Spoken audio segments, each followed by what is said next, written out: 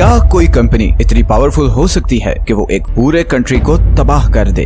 उसकी जमीन, उसके खेत, उसके पीने का पानी, हर चीज को जहर बना दे। हजारों बल्कि लाखों लोगों को जानबूझकर कैंसर का मरीज बना दे। और फिर वो कंपनी इतनी ताकतवर हो जाए कि अपने खिलाफ उठने वाली हर आवाज को पूरे जोर के साथ कुचल दे, चाहे उसके लिए उसे मिलिट्री ही यूज करनी पड़े। दुनिया की बड़ी बड़ी रॉयल फैमिलीज उस कंपनी की बैक पर हो और फिर वो कंपनी पैसा और मीडिया प्रोपेगेंडा यूज करके अपने हर गुनाह पर पर्दा डाल दे, क्योंकि जो कुछ उस कंपनी ने किया है अगर वो खुलकर सामने आ जाए तो पूरी दुनिया हिलकर रह जाएगी। लेकिन अब वक्त आ गया है कि इस कहानी को एक्सपोज किया जाए। सच ये है कि आज की वीडियो में हम आपको बताने जा रहे हैं एक ऐसी ही कंपनी की कहानी जिसने अपने फायदे के लिए लाखों इंसानों की जिंदगी दांव पर लगा दी।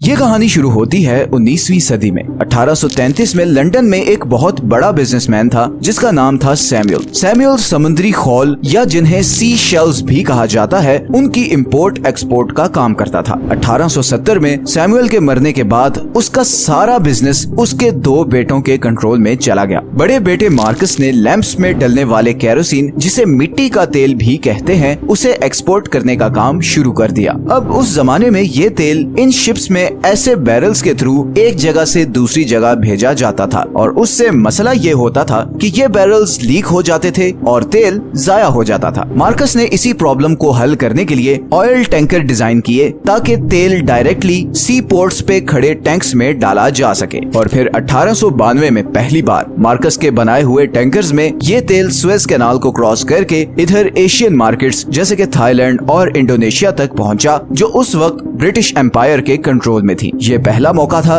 कि एशिया और यूरोप की ऑयल की सप्लाई समंदर के जरिए आपस में कनेक्ट हुई। इस एक ट्रिप की वजह से मार्कस को एक बहुत बड़ी बिजनेस अपॉर्चुनिटी नजर आ गई। उस जमाने में सिर्फ एक और कंपनी थी जो ऑयल सप्लाई करने का काम कर रही थी और वो थी स्टैंडर्ड ऑयल, रॉकफेलर फैमिली की अपनी ऑयल कंपनी। लेकिन स्टैंडर्ड ऑयल सिर्फ यूरोप तक ऑयल सप्लाई कर रही थी और उन्हें जब पता चला कि मार्कस अपने ऑयल टैंकर्स लेकर एशिया गया है तो उन्होंने मार्कस को ऑफर की कि वो स्टैंडर्ड ऑयल के टैंकर्स भी एशिया सप्लाई करना शुरू करे और बदले में उनसे कमीशन ले ले। मगर मार्कस के जहन में कुछ और ही था। उसने सोचा कि किसी और कंपनी के लिए काम करने से बेहतर है कि क्यों ना अपनी खुद की ऑयल ट्रेडिंग कंपनी बनाई जाए। लेकिन ये बड़ा रिस्की काम था बिकॉज रॉकफेलर्स उस वक्त हर जगह छाए हुए थे और स्टैंडर्ड ऑयल के मुकाबले में कंपनी खोलने का मतलब था उनसे दुश्मनी लेना। मगर मार्कस ने किसी की परवाह किए बगैर 1907 में रॉयल डच पेट्रोलियम के साथ मिलकर एक नई कंपनी बनाई और उसका नाम रखा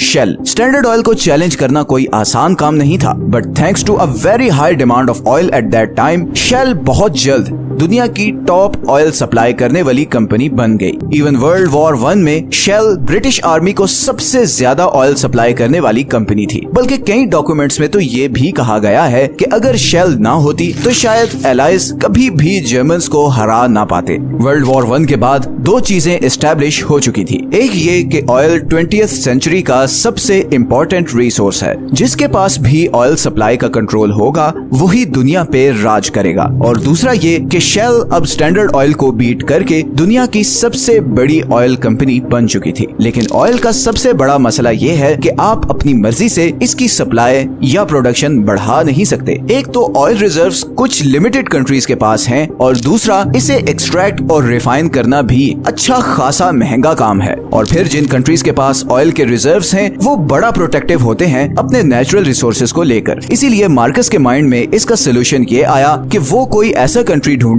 जिसके पास ऑयल के बड़े रिजर्व्स हों। वो कंट्री अच्छा खासा गरीब भी हो और वहाँ पर ठीक ठाक करप्शन भी हो। ये सारी कंडीशंस सिर्फ एक कंट्री पर पूरी होती थी और वो था अफ्रीका के वेस्ट में लोकेटेड अफ्रीका का सबसे रिसोर्स रिच कंट्री नाइजीरिया। पूरे अफ्रीका के सबसे बड़े ऑयल और नेचुरल गैस के रिजर्व्स नाइजीरिया में हैं। इसी अपॉर्चुनिटी को भांपते हुए शेल ने 1940s में नाइजीरिया में अपनी कंपनी सेटअप कर ली और फिर नेचुरल खूबसूरती से माला माल ये कंट्री प्रॉफिट के लालच और पावर की हवस की भेंट चढ़ गया। शेल ने नाइजीरियन गवर्नमेंट के साथ पार्टनरशिप कर ली ताकि उनके और बिलियंस ऑफ डॉलर्स के प्रॉफिट के दरमियान कोई ना आए। अब आप चाहे लोगों के पीने का पानी या किसानों के खेतों को जाने वाला पानी जहरीला बनाएं, कोई आप आपको नहीं रोक सकता। किसान खेत जाते हुए डरते थे कि कहीं गलती से उनसे माचिस न जल जाए और सारे खेतों को आग न लग जाए। नदियों में पानी कम और तेल ज्यादा था। कई किसान तो लिटरली इस तेल में तैरकर अपने खेतों तक पहुंचते थे। सारी नहरें तेल की वजह से खाली हो चुकी थी। लोग पानी लेने के लिए नल खोलते तो उसमें से भी तेल निकलता। लोगों में कैंसर फैलना शुरू हो गया। ऐसी बीमारियां फैलने लगी जो पहले किसी ने सुनी भी नहीं थी। खेत बंजर होने लगे और मजबूरन लोगों ने शेल के खिलाफ प्रोटेस्ट्स करना शुरू कर दिए। लेकिन जब गवर्नमेंट ही आपके पार्टनर हो तो प्रोटेस्ट्स आपका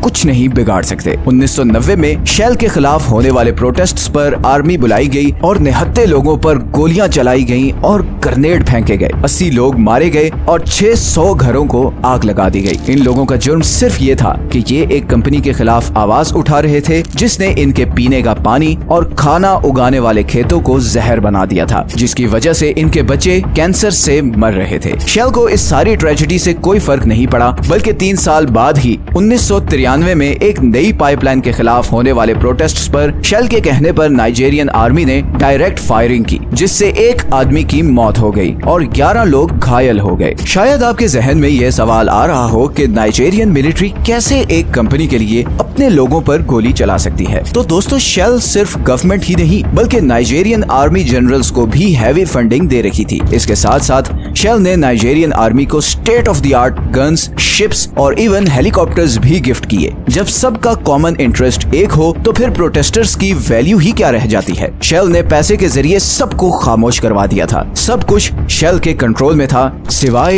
एक आदमी के। इस आदमी का नाम था केन सारो-विवा। केन एक राइटर और एनवायरमेंटल एक्टिविस्ट था। केन ने शेल के खिलाफ एक जबरदस्त मूवमेंट चलाना शुरू की। प्रेस से लेकर स्कूल, कॉलेजेस, यूनिवर्सिटीज और इवन हॉस्पिटल्स में भी केन ने लोगों को ये अवेयर